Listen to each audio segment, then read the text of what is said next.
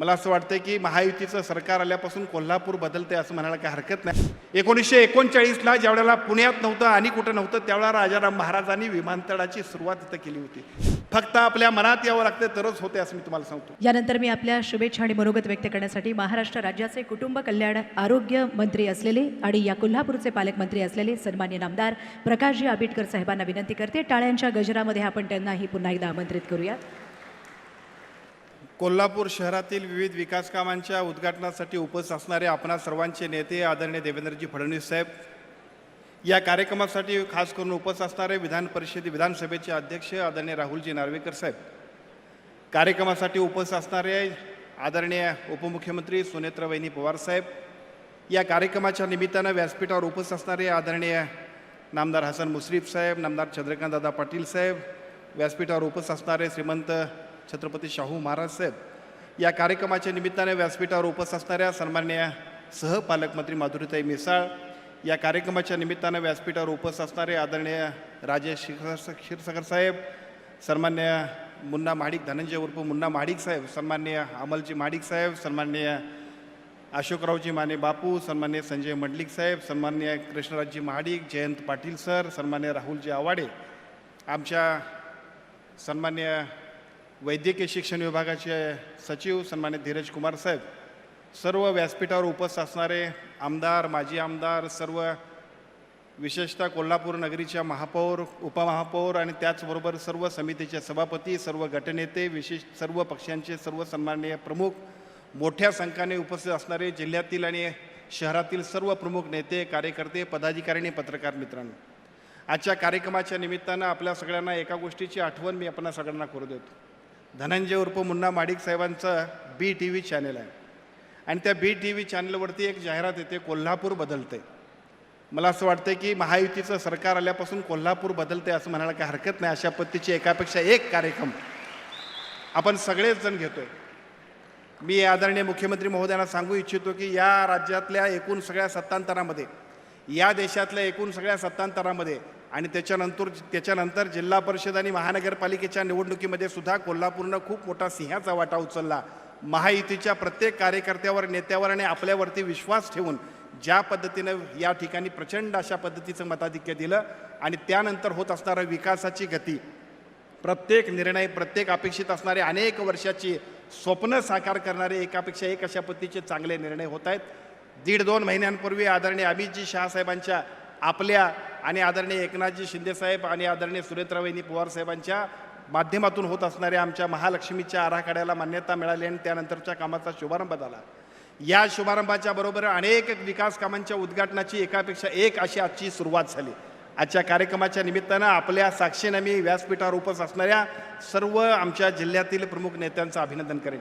विशेषतः नामदार मुश्रीफ साहेबांचं CPRच्या माध्यमातून या जिल्ह्यातल्या सगळ्या लोकांना आरोग्याच्या दर्जेदार सुविधा देणं आणि वैद्यकीय सेवांच्या बरोबर वैद्यकीय शिक्षणामध्ये सुद्धा कोल्हापूरचं नाव महाराष्ट्रात अग्रेसर होईल अशा पद्धतीचं काम केल्यापासून मी मनापासून अभिनंदन करतो. आदरणीय आमच्या आमदार राजेश क्षीरसागर साहेब, खरं तर केशवरावजी भोसले नाट्यगृह ज्या दिवशी झालं ती घटना, त्यानंतरचा प्रकार आणि त्यानंतर सातत्यानं केलेला पाठलाग आणि त्या दिवशी नंतर आजचा दिवस मला आठवतं आहे. त्यावेळेला सुद्धा आदरणीय एकनाथजी शिंदे साहेबांना मुख्यमंत्री असताना आपण सातत्यानं आग्रह करून बोलवलं आणि केवळ बोलवलंच नाही तर जो काय निधी पाहिजे होता त्या निधीची मागणी केली आणि त्या निधीनंतर जिथं जिथं कमी पडेल तिथं सुद्धा सातत्यानं आपण पाठलाग केला. मधल्या टप्प्यामध्ये महिन्याभरापूर्वी कदाचित आपण आदरणीय CM साहेबांची वेळ घेतली असेल.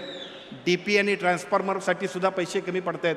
मला आपण म्हटलात की पालकमंत्री महोदय काही करा, परंतु ट्रान्सफॉर्मरसुद्धा घ्यायला पाहिजे आणि लवकर काम सुरू करायला पाहिजे. आदरणीय CM साहेबांची आपण वेळ घेतली आहे, त्यामुळे निश्चितपणानं या कामाची सुरुवात आपल्याला केली पाहिजे. एकापेक्षा एक अशी अनेक चांगली कामं आपण सगळेजण सुरुवात करतोय.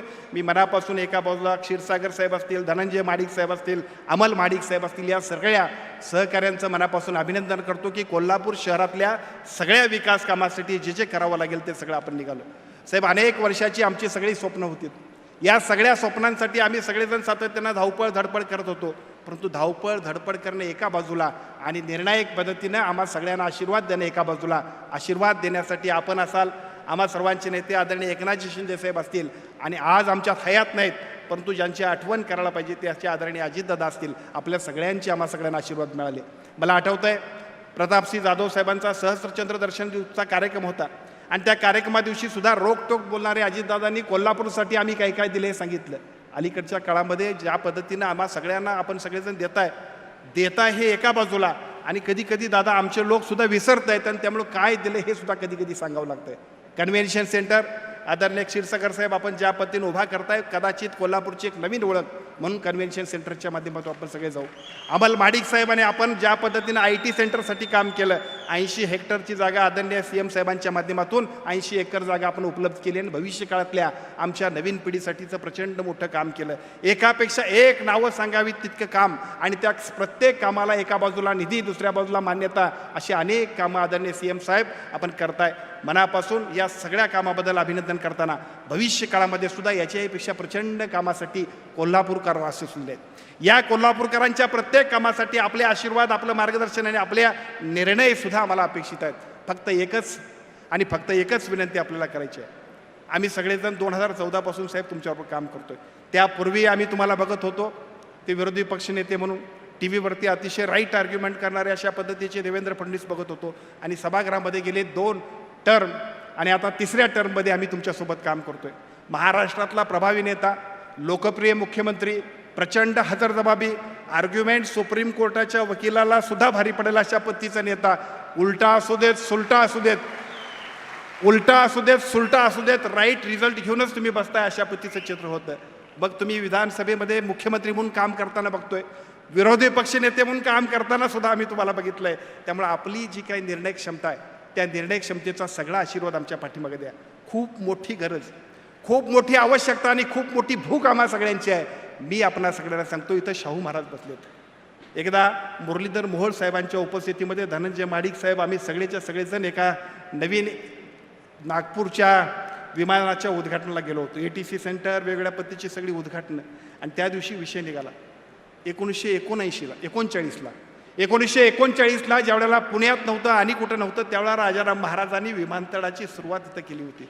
1939 नंतर 2039 आलं.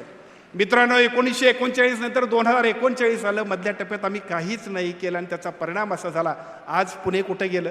बेळगावला सुद्धा आमच्यापेक्षा चांगल्या पद्धतीचे फ्लाईट्स आहेत आणि आता अलीकडच्या काळात धनंजय महाडिक साहेब आपण जी काही काम सुरू केलेत त्या सगळ्या कामाला सुद्धा आदरणीय मुख्यमंत्र्यांचा आशीर्वाद पाहिजे. कारण आता मोठे एअरबस सुद्धा यायला पाहिजेत. 1700 मीटरचा रनवे आहे, 2300 मीटरचा रनवे होण्यासाठी ज्या ज्या काही परवानग्या पाहिजेत, जे काही निधी पाहिजे त्या सगळ्यासाठी साहेब आपला आशीर्वाद पाहिजे.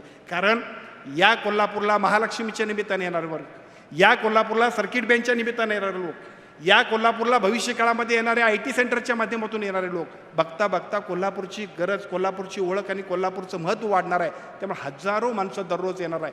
फ्लोटिंग पॉप्युलेशन वाढणार आहे. त्यामुळे त्यासाठी असणाऱ्या रस्त्यांची, त्यासाठी असणाऱ्या दळणवळणाच्या सगळ्यासाठी सुद्धा आपल्या मार्गदर्शनाची, आपल्या आशीर्वादाची गरज आहे. ती आपण आजच्या कार्यक्रमाच्या निमित्तानं द्यावी अशा पद्धतीची विनंती करतो. फक्त आपल्या मनात यावं लागतं, तरच होते असं मी तुम्हाला सांगतो. मी पालकमंत्री झालो, आदरणीय शिंदे साहेबांच्या आशीर्वादानं आपल्यासारख्या प्रचंड मोठ्या माणसाच्या बरोबर काम करण्याची मला संधी मिळाली. आणि मग संधी मिळाल्यानंतर काही प्रायोरिटीचे विषय असतील, एअरपोर्ट कनेक्टिव्हिटी व्हायला पाहिजे, महालक्ष्मीचा आराखडा व्हायला पाहिजे, असे अनेक विषय होते. त्यातला सगळ्यात महत्त्वाचा एक विषय होता तो म्हणजे सर्किट बेंचचा. मी आपल्याकडे यायचो, दर आठवड्याला 15 भेटायचो. आपण मला म्हणायचं ठीक आहे करूया, ठीक आहे काय काळजी करू नका, ठीक आहे काय काळजी करू नका. मला प्रश्न पडायचा साहेबांच्या मनात आहे का नाही.